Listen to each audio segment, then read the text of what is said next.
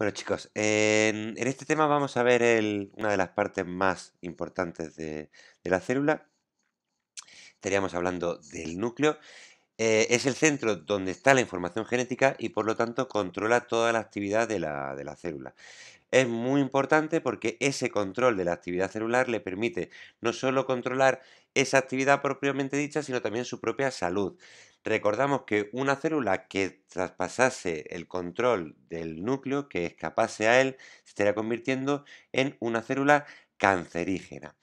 Por lo tanto, el núcleo es muy importante. Además, va a crear toda la información necesaria para producir los demás componentes de la célula, esos órganos membranosos y no membranosos.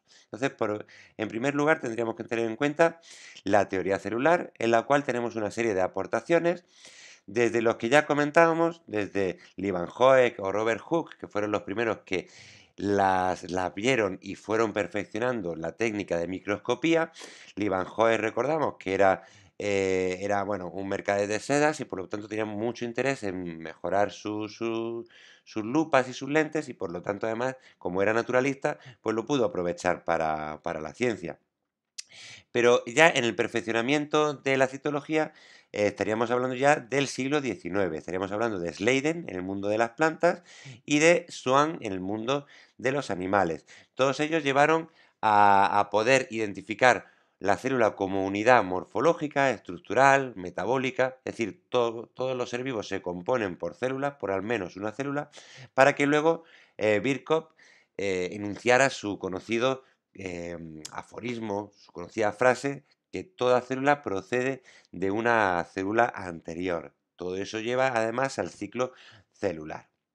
Así que bueno, seguiríamos y dentro de lo que es la teoría celular tendríamos que comentar también qué momento se puede reconocer como el principio de su completa asunción, de su completa aceptación en la ciencia. Sería a partir del siglo XX, cuando Ramón y Cajal publicó unos estudios en los cuales, a través de su análisis de las neuronas, podía identificar completamente el carácter individual de cada una de las neuronas. ¿Qué seguiríamos? Seguiríamos con el análisis del núcleo. Dentro de él tenemos que tener en cuenta una serie de características. No quiero decir que las aprendáis todas, pero sí, en general, poder hablar de ellas. Tenemos unos componentes. Por un lado, una membrana, una envoltura nuclear, que es una doble membrana. Por dentro, un líquido en el que están embebidas las distintas sustancias, que sería el nucleoplasma. Y luego, un nucleolo en el cual se desarrolla el ARN ribosómico. Y ya hemos hablado de él.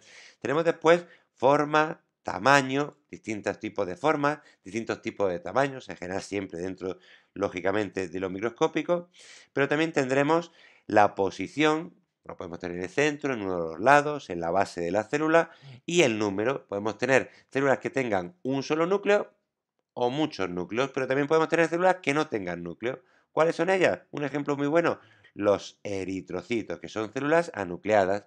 Los glóbulos rojos pierden su núcleo cuando se forman. Nos explica también cómo podemos encontrar que unos núcleos que unas células tengan más de un núcleo, aunque esto es especialmente interesante cuando ya veamos el tema de lo que es la división celular, de lo que es el ciclo celular, ¿vale? Bueno, pues seguimos.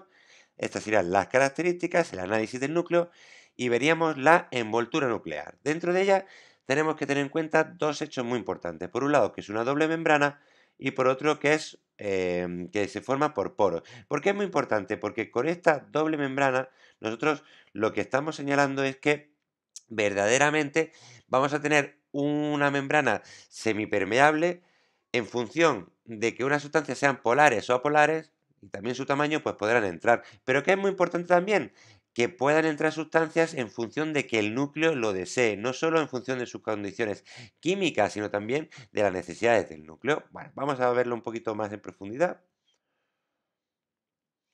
En esta doble membrana tenemos, por un lado, una membrana nuclear externa, la que da al citoplasma, y por otro lado, una membrana nuclear interna, la que da al nucleoplasma, al interior.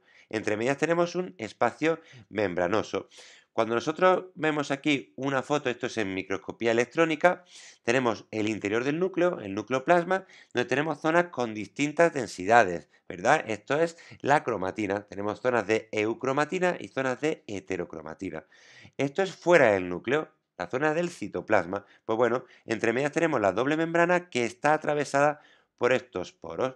Vamos a verlos ahora un poquito más en profundidad, de cerca, pero claro, a través de estos poros van a poder pasar sustancias de un tamaño mayor y además con unas características químicas distintas a las permitidas a través de la doble membrana.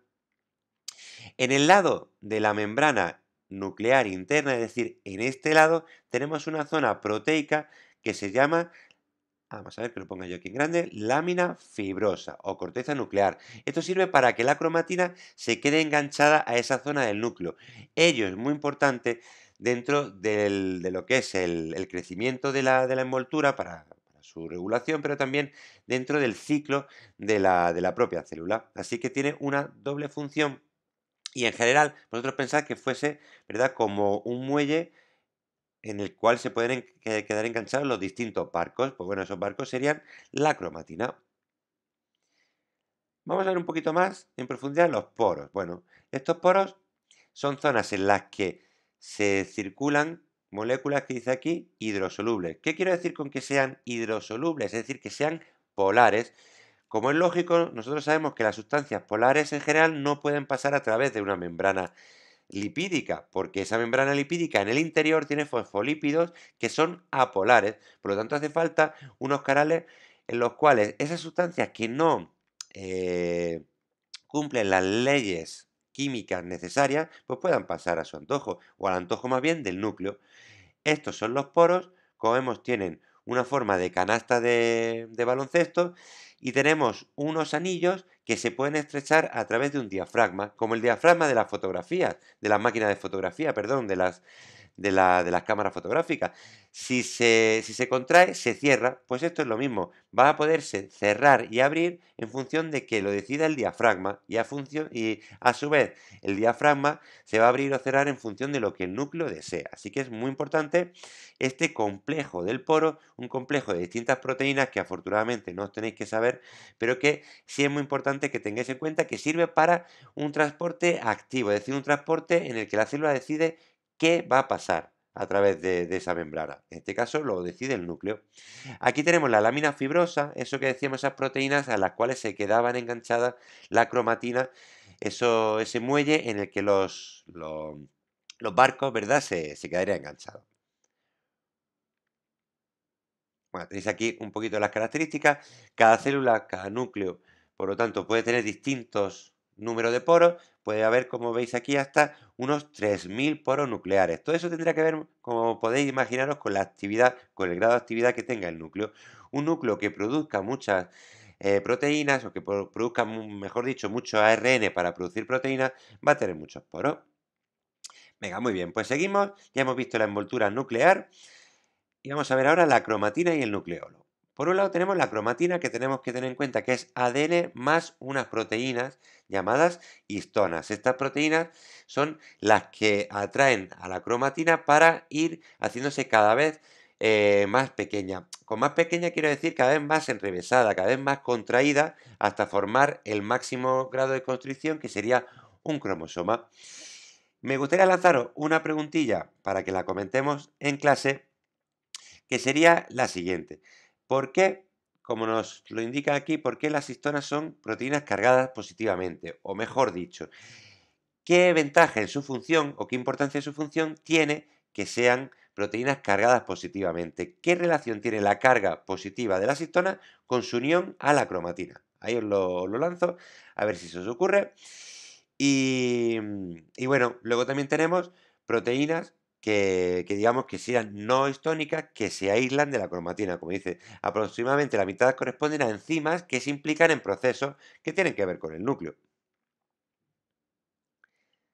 Tenemos aquí el ADN cada vez más contraído. Esto sería proteínas histónicas, histonas, ¿vale? Se unen alrededor de ellas como si fuese una manguera, ¿verdad?, alrededor de un objeto circular. Y entonces de esa manera nosotros podemos enrollar, y si además juntamos los distintos nucleosomas, que es este ADN con las histonas, pues vamos a formar una fibra que llamamos de fibra de 30 nanómetros. Este es el collar de cuentas, parece un collar de perlas, y si se contrae forma la fibra de 300 nanómetros. Si seguimos contrayendo vamos a formar la de 300, y si seguimos todavía más, la de 700 nanómetros. Si al final seguimos contrayendo vamos a formar un cromosoma. Y es aquí donde os lanzo una segunda pregunta. ¿Por qué nosotros, digamos, diferenciamos un cromosoma del ADN? O mejor dicho, os lo formulo de otra manera. ¿Los cromosomas son visibles todo el rato en la célula? Siempre que veamos un núcleo, ¿vamos a ver el ADN formando cromosomas o lo vamos a ver de otra manera? Os lanzo esa segunda pregunta para que la comentemos en clase y seguimos viendo. Venga, habríamos visto la cromatina. ¿Qué vamos a ver después? El nucleolo. El nucleolo está en el nucleoplasma, está embebido también, es ese puntito oscuro en el que básicamente se está produciendo ARN ribosómico. Es su principal función y tendríamos aquí la ultraestructura del nucleolo, los distintos componentes. Por un lado tenemos ARN ribosómico, como es lógico, y por otro lado vamos a tener cromatina, en el cual tenemos ADN que va a servir de molde para formar ese ARN ribosómico. Cuando se vaya asociando a proteínas, vamos a tener ya un ARN que va a servir para formar el ribosoma. Por lo tanto, el nucleolo, su principal función es formar ese ARN ribosómico que da lugar al ribosoma. ¿Y qué más tenemos por aquí? Tenemos el nucleoplasma. El nucleoplasma es ese interior del núcleo, esa matriz nuclear en el cual podemos encontrar, por un lado, núcleos de intercromatina, quiere decir proteína con fragmentos de ácido ribonucleico. Vamos a tener también distintas enzimas, es decir, catalizadores biológicos, que lo que nos va a servir básicamente pues es para formar otros tipos de sustancias, ¿vale? Vamos a poder pues, romper ATP, GTP, todo esto va a ser muy importante para la salud y para la producción del núcleo. Además vamos a tener, ¿verdad?, fibrillas de ARN ribosómico que hemos producido en el nucleolo. Y además vamos a tener ribonucleoproteínas nucleares pequeñas, que sería ese cuarto tipo de ARN que, sin comentar muy bien su función, sí diríamos que están implicadas en la formación de los ribosomas. Venga, ya casi hemos terminado. Este tema es bastante cortito. Y seguimos ya con la última parte, que sería la parte de los cromosomas. Recordamos esa pregunta, ¿están los cromosomas siempre visibles? En un cromosoma tenemos distintas partes. Por un lado, tenemos lo que llamaríamos el centrómero, que es esta parte estrecha que tendríamos, ¿verdad?, esa cintura del cromosoma. Por otro lado, tendríamos unas proteínas, aquí señaladas con el 2, que se llaman cinotocoro y que va a servir para ensartar, para meter una proteína a lo largo del cromosoma y poder moverlo a su antojo a lo largo del núcleo. ¿Qué más vamos a tener? Vamos a tener también, señalado con el número 3, lo que se llaman constricciones secundarias, que son, esta es una constricción primaria, que sería el centrómero, pues estas son constricciones secundarias, que delimitan una zona, ¿verdad? Esta zona de aquí, secundaria, que lo vamos a conocer como satélites, porque están como alrededor, ¿verdad? Como los satélites de los planetas. Y señalados con el número 5 serían los telómeros, que sería el final del cromosoma. Seguiríamos ya casi terminando con los cariotipos. Los cariotipos es simplemente la colección de cromosomas que tenemos. En el caso del ser humano, aquí tenemos un cariotipo femenino y aquí uno masculino. Vamos a centrarnos, por ejemplo, en el femenino, el que tenemos aquí arriba. Bueno, vamos a dar un poquito de zoom para que lo veamos un poquito más grande. Y vemos aquí que tenemos, si os fijáis, tenemos una pareja, otra pareja, pareja 3, pareja 4, 5, 6. Tenemos 22 parejas más una, es decir, 23 parejas que formarían 46 cromosomas. Esta última pareja son cromosomas que ya conocemos, son cromosomas sexuales, dos cromosomas X. Por lo tanto, esta persona, como decíamos, sería una mujer, por lo menos genéticamente, ¿verdad? ¿Qué son estos cariotipos? ¿Qué son, perdón, estas parejas? Estas parejas del cariotipo son parejas en la cual un cromosoma ha sido dado por el padre y otro por la madre. Uno por el padre, otro por la madre. Uno por el padre, otro por la madre. Así hasta 46 cromosomas. Eso porque nuestra especie, esto es un cariotipo humano, es diploide. Si tuviésemos una especie que tuviese la mitad de cromosomas, tuviese solamente una dotación, digamos, un cromosoma, ¿verdad? Por cada dos que hay aquí, estaríamos hablando de haploide. Pero eso lo discutiremos un poquito mejor en clase, que se vuelve un poco complicado y me gustaría enseñaros algunos ejemplos.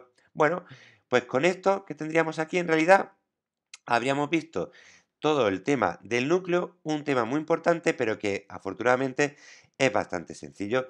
Es muy importante, sobre todo, como base para los demás temas. Así que vamos a tener en cuenta que este tema va a ser recurrente. Vamos a volver a él, vamos a recordar algunas cositas que hemos visto en él.